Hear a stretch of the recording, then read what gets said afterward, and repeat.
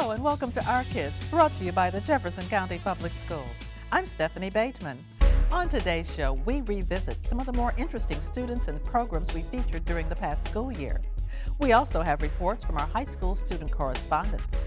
Sharing hosting duties with me this month is a familiar face, Our Kids reporter Cassie Kelsey from Ballard High School. Welcome, Cassie. What stories do you have for us? During the past year, our student reporters discovered an engineering club for middle school students, a guitar club for budding musicians, a mini town where 9-year-olds are in charge, and a program for aspiring firefighters. I'll have the details later in the program. Thanks, Cassie. I'm looking forward to it. You know, blogs are popular with students at Chenoweth Elementary School, and not just because they're fun to read. These kids are helping to create them as well. We're going to get started today with an episode of the Good Computer podcast. You guys remember my puppets? This is Good Computer. This is Drop here, the yellow ink drop. And that is Pyrat. The kids love the puppets. It's been a great experience for me personally because it allows me to be creative as a teacher, and for them because I noticed that they're captivated by these characters. And then we're going to learn a new song to go along with a special key on the keyboard. QWERTYUIOPAS. I actually started the podcast last year after watching the Today Show and noticing that seemingly every other day there was a story on how middle and high school students and young adults were misusing technology, whether it be through cyberbullying or some other type of misuse. And I kind of wanted to reach the younger crowd before they got to that age and maybe made those wrong choices. All right, so it goes. I live under the caps lock, or if you prefer that interblock. The coolest thing about the Good Computer podcast is that it's a teaching tool for my younger students, and it's a leadership opportunity for my older students who get to participate in the making of these episodes. And so hopefully they take those concepts with them of digital citizenship when they get to middle school and high school and beyond. 3, 2, 1. I'll see you guys later. I've got some homework to do. I was the camera person, which means that I have to press the button that records it and stops it, and I was also the mic for half of the time. The enter key is just a key on a keyboard to skip a line and such. Yeah, I guess you're right. We're making these podcasts to help the little kids know computer basics. The kids get to participate in making these episodes along with having them viewed by the younger students in our school. So I feel like the kids are participating in the teaching. Good Computer and Drop, talking about the enter key, and they were thinking it was like to get down and like break dance and stuff, but it's actually like to go somewhere or like do a space down on where like if you're writing on the computer, typing on the computer. I've been surprised at the reaction that I get from the kids as far as I'm doing something that's fun both for me and for them, and it actually sticks in their head too. And that's a really cool thing when you can do something that's fun not only for them but for yourself, and it's actually teaching them something. We've all heard the stories of the lost boys of the Sudan, but when Western middle school students heard it, they literally went the extra mile, volunteering to walk a combined 1,000 miles to honor the journey the lost boys took and raise money for charity. We're walking 2 miles to give water for people in Sudan. Well, here at Western Middle School today we have the Walk for Water, and our students are walking 2 miles, and that we're trying to walk collectively 1,000 miles, and that is to honor the lost boys. The lost boys of Sudan, they walked through deserts and they were searching. They didn't have any clean water.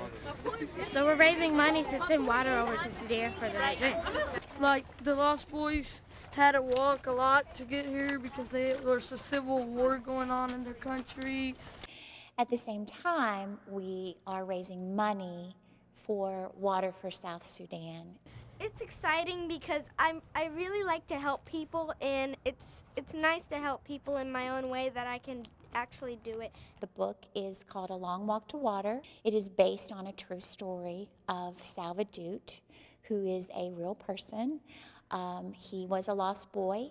He walked over 1,000 miles through Sudan. He learned that his father back in Sudan was indeed still alive. And so he went back to Sudan because his father was very, very ill. He was ill from the water. Bullet entered on my armpit, came on there. How it happened, I don't know. Because it would have gone this way, come that way. I'm alive, that's a good thing. We had a guest speaker today, and his name is James Mallow. He lives here in Louisville. He had some of the same experiences as our hero in our story. We were caught between two wars. To be literate is to be educated, is to know what's going on in the world. And by reading this book, we became educated and we were changed. We are as readers, we are changed by what we read. You can get sick if you don't drink clean water. We need clean water for Sudan. Yeah, or else they might get sick again because some water has diseases in them that can make them really sick. They really became just indignant that this was happening, and then to explore war, and it's not glamorous like some of their video games may show, that this is real and what it does to real people and real nations. The message is that you pick yourself up and you go on, and you put one foot in front of the other, even when things are very, very difficult, because you will get to a better place. And so it's the same message, the message of hope. Walk for water! Walk for water! Walk for water! Walk for water! The finest artists in JCPS were recognized with Gold Key Scholastic Art Awards recently. Ben Jackie introduces us to one winner who sees her craft a little differently than others in this Student Spotlight. Sometimes the journey is as remarkable as the destination.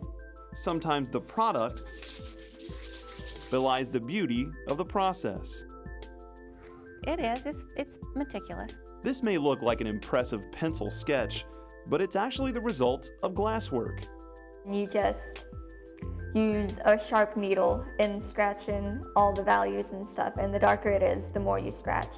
Spread their ink on, then they wipe it all off, then they put it on the bed of the press, put a piece of dampened paper over it, and run it through. When her assignment was finished, Sarah had created a piece she calls Going Forward. Her Pleasure Ridge Park art teacher was so impressed, she entered it in the prestigious Scholastic Art Competition. Sarah's work was awarded the highest honor in the medium, a Gold Key. I feel great. I feel like I've arrived. And how Sarah arrived is nothing short of remarkable. Shortly after her birth, a doctor delivered devastating news to Sarah's mother. It wasn't until I actually said, "How much can she see?" that he told me that all she could see was light and dark contrast. After multiple surgeries, dozens of corrective lenses, and other treatments, Sarah's vision gradually improved. At a young age, she surprised her mother by checking out art books at the library. She dabbled with portraits of animals, then cartoons, and eventually developed a more sophisticated style that is all her own. I think it's really good. I mean, sometimes she does a lot better than I do, I get jealous of her. It is just totally, absolutely amazing to see a kid who's born blind, and you don't know what to expect from them because eye surgeries may or may not help. She could have been blind from the eye surgeries. And to see her now just with these paintings, it's totally amazing. The most important thing to me, though, is not the product, but it's just the positive impact that art and this classroom experience has had on Sarah's life. Sarah's parents, classmates, and teachers say the PRP senior is more outgoing and confident, and introspective. Sarah says what she likes most about her prized piece is the depiction of a journey, a vast open space ahead, full of possibility. I think it's the really good side of irony, I guess. Just that you don't have to be perfect or have a perfect situation to be good at something. It's all about you. Keeping with the theme of her award-winning piece, Going Forward, Sarah says going forward she hopes to continue to study visual arts in college and possibly have a career in graphic design. For Our Kids, I'm Ben Jackie. When Our Kids returns, Cassie Kelsey shares stories about our kids from our student reporters. Welcome back to Our Kids. The ability to think, connect classroom lessons with the real world are the keys to student success, as Cassie Kelsey shows us in this next group of stories. Real world and hands-on learning are phrases you hear a lot in education, and nothing is more hands-on or real world than this program for up-and-coming firefighters. Courtney Heaton has the story. Academy Fire District is giving high school students a unique opportunity to help achieve their future career goals. Through a program called Junior Firefighters, teenagers between ages 14 and 18 train to become a firefighter. Just to teach them some of the basic knowledge of firefighting, everything from fire behavior to search and rescue, safety and survival, a little bit of hazmat awareness and hazmat operations, a lot of aspects of being a true firefighter and at the same level, but to get them prepared for becoming recruits and becoming real firefighters.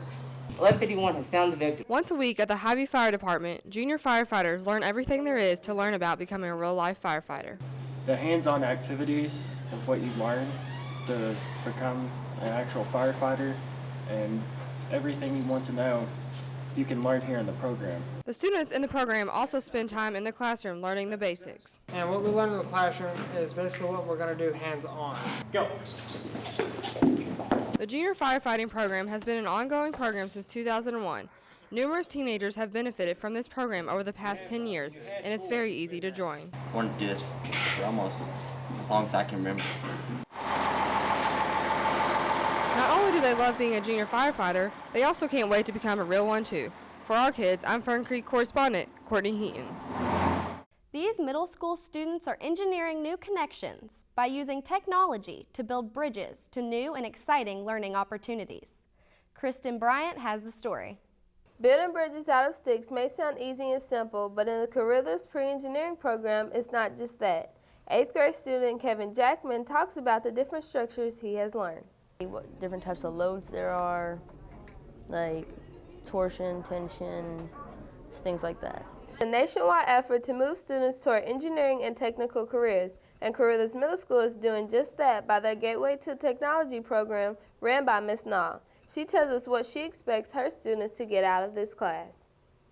The one main thing I expect for these students to get out of this is to become thinkers and problem solvers.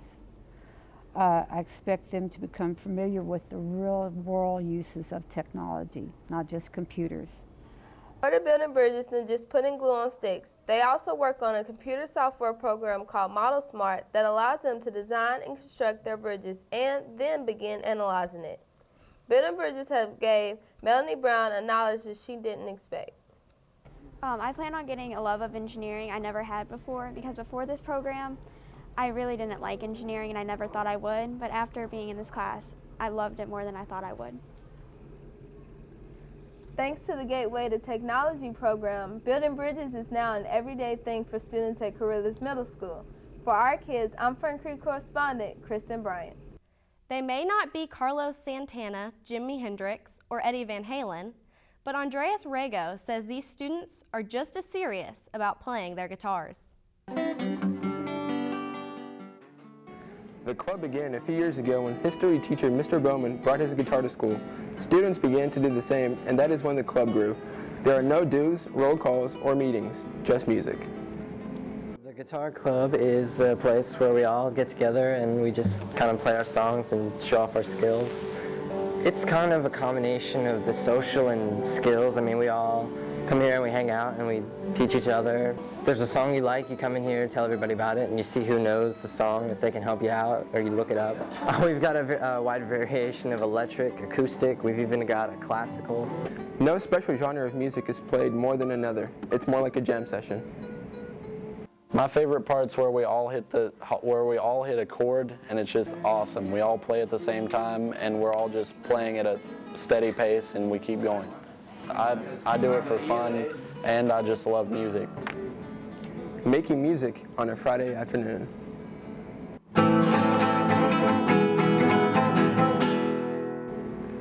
I'm Ballard correspondent Andreas for Our Kids. When you're a kid, you can't wait to grow up. So Junior Achievement offers elementary students the chance to be adults for a day. Son Russell shadowed students as they took over J.A. BizTown. In the real world, students must know fundamental and financial aspects that are used in everyday life, such as paying bills, writing checks, or managing money correctly. Here at Junior Achievement, students get a chance at a real-life experience. Junior Achievement hosts up to 12,000 students annually for upper elementary classrooms. Sam Swope J.A. BizTown creates a marketing plan teaching students leadership, teamwork, and decision-making. Over 15 businesses operate in BizTown, including a bank, radio station, TV technology station, and more. Teacher Libby Buckley talks in depth of what the program is all about. Junior Achievement so far has been great. The students walk around and they get some real life applications, learning about budgets, and they realize the struggles that maybe their parents or loved ones go through, and that it's not so easy to get the cell phone that they want. The students undergo reality-based decision-making that addresses aspects of individual and family budgeting, including housing, transportation, food, utilities, healthcare, and investments. I'm happy I come because I didn't really know anything about life when you turned 18. You were kind of on your own, and now I know how to do everything. Classroom follow-ups allow students to use their new financial knowledge to explore career options and set future goals. Junior Achievement is a well-rounded program where students are prepared and given the opportunity to experience the real world. For Our Kids! I'm Fern correspondent Son Russell. Thanks, Cassie, and good luck in college next year. Now, stay tuned. There are a lot more stories about our kids coming up. Half a century ago, then First Lady, Lady Bird Johnson, wanted Americans to plant trees and shrubs in an effort to beautify America. 4 years after her death, the desire to beautify and conserve the landscape continues at the Benet School, where the students, with a little help from their friends at Seneca High School, Lowe's, and the superintendent, spend a little time sprucing up their school grounds. Oh my goodness, organized chaos. It has been crazy since about 4:15 this morning, so it's great though, a good crazy. I'm going to be planting these plants, and I'm going to try to do it with all these plants around here, and then we're going to be laying down some mulch. I've been planting flowers and putting down mulch and digging holes. Today, Lowe's and Heroes decided to pick us as one of their sites this year. They pick a school a year or a organization, and they pick Benet. Well, right now we're planting the flowers. So it's $13,000 worth of labor and plants and goodies being put in front of our building. Going to get the mulch all around the plant. This is about improving students' lives and giving them an opportunity to grow and to learn. So when I think of plants and growing, that's what we want for our students every day. So you're an expert. Well, we're planting flowers to make the environment look better. It's very inviting. It's a welcoming place for our kids. It actually gives them identity. This is their school, something to be proud of, and having the Seneca students work with our students, the collaboration, it's just really good memories also. We're pretty much helping out the Benet kids, and we're planting plants and laying down mulch and just helping them out. A lot of this was designed and planned for teaching, so the plants were picked so that the kids could learn about. They grow here in Kentucky, and so they're going to have an outdoor classroom. It looks great. Hard working. It's very great. A lot of our students don't get to see the community in that aspect, so now they get to see that giving back is important and how important it is to give back to those around you. Now here's something that's really cool and doesn't happen every day. Members of the Science Club from the Academy at Shawnee had a chance to talk to an astronaut currently living on the International Space Station. The conversation took place with the help of NASA and an intricate hookup of telephone lines and ham radios. And we are the Shawnee Science Club. Today we're using amateur radio to speak with the space station. Hi, I'm Dan Burbank, commander of the Expedition 30 crew aboard the International Space Station. How long does it take to regain all your physical ability when you come back to Earth? Over. Darius, after a shuttle mission, in my experience, it takes me about 5 days of exercise and rehabilitation, we call it, before I can run as fast or lift as much as I did before the mission. We got to talk with the International Space Station astronauts, and we got to ask them questions about their diet and what they do on a daily basis. We were able to coordinate with several amateur radio operators in the United States, and our contact was facilitated by a telephone connection to an amateur radio operator in Belgium who functioned as the intermediary to communicate with the space station as it went over his location in Belgium. Being a part of this science club, an aeronautics club, helps me as a student because it keeps my mindset straight. And I like to learn about the astronauts and what they get to do because I always was interested in doing aerospace, so I thought learning more about it would be more interesting. How far from the ISS can you go? How long will a typical EVA last? And what are the rescue procedures for an EVA? Over. D'Angelo, when we have a crew of 6, as we do right now, we're not going to send any more outside than 2, but we're not going to send any less than 2. We have a buddy system for spacewalks, so 2 people is what we'll send. It's been like everybody's dream all the time to go up in space and everything. I think it'd be pretty cool up there, just to feel zero gravity and all that. We hope that they start to begin to think like a scientist and that they see the career opportunities that is available to them. This experience was once in a lifetime. I mean, it's really rare for this to happen for a bunch of students like us. What is a typical day like on the ISS, and how much control do you have over your own schedule? Bradley, a typical day on ISS is atypical, I guess I would say. There's not very many typical days, lots of variety. And in 2 days, we're getting ready to go to have a couple of people go out and do a spacewalk. A week or so ago, we received a cargo vehicle on board Space Station. We all day, every day, have various science experiments going on board Space Station. Oh, I love space because, I mean, there's so much that you can learn about. And once you're actually up in space and you get to experience that whole different environment, it's just really life-changing as far as I'm told. And so we got right about 10 minutes of time to speak with the astronauts. I mean, I think it's one of the coolest things I've ever done as a teacher, and I know the kids were very engaged, and they said this is one of the coolest things I've ever done, and it really engages them in science. It's nice to see the girls that showed up and engaging women in science and African Americans in science. But that's the true significance of what we've done today, is to stimulate hopefully an interest in science, technology, engineering, and math. That it was amazing, and I love talking to astronauts, and it was really cool. Latin dance has gained newfound popularity thanks to Dancing with the Stars, but at Hawthorne Elementary School, students' interest in Latin dance is all a part of cultural learning.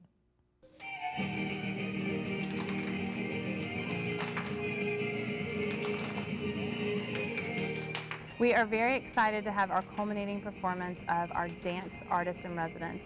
Angela Bartley was here for many weeks working with all of our students on different dances from Spanish-speaking cultures.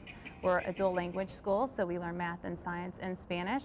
So this is a great arts and humanities connection to the content learning that we're already doing in our classrooms. I'm here on behalf of the Kentucky Arts Council, and I'm what you call an artist in residence. And basically what I do is I go into schools and I teach dance programs. This specific program is for the bilingual program for Hawthorne Elementary. Vamos a bailar means let's dance. Vengan para bailar. They're learning Spanish, and I'm here to teach them Spanish-style dancing, like we're doing salsa, merengue, cha-cha, etc. In salsa rueda, you have a partner, and you dance around in a circle. You have a beat. It's a 1, 2, 3, 5, 6, 7 beat. And you stomp your feet to the dance, and you constantly change depending on what the person that orders the calls says. You do different movements. It was very easy because we've been working with Senora Angela for a long time. I'm teaching here is what we call social dancing, and the difference between social dancing and ballroom dancing is social dancing, which is usually the Latin dances or social dances, are done in social environments, like at the park or at parties. A lot of Latin families do them in their home. Ballroom dances generally have a competitive intention behind them. So we're all being social dancers here today. We did merengue, and in merengue, well, it's from Dominican Republic. It helps us learn because we're just starting to learn Spanish, and so if we just do a dance with Spanish, we could learn a lot of Spanish. Well, the kids love to move, they love to dance, and they love music. So this combines all of that together. You also see that they're working on their social skills because they do have partners. It's pretty hard. You had to pay attention. It took a while to learn, but after you learned it, it was pretty easy. It's physical, so they're out there moving and getting that good energy out and clearly enjoying it while they're doing it. They have learned a lot since they started. They didn't know anything about dance, for most of them, since they started, and now they have just made great strides, and you see them cooperating all together, moving to the music, following the directions, knowing different dance techniques and terms. That's our show for today. I hope you've enjoyed it. And Cassie, thanks for being here. If you have an idea for an Our Kids story, email us at this address. We'd love to hear from you. And be sure to watch next month when another Our Kids student reporter joins me as co-host. Until next time, enjoy the summer and keep supporting our kids.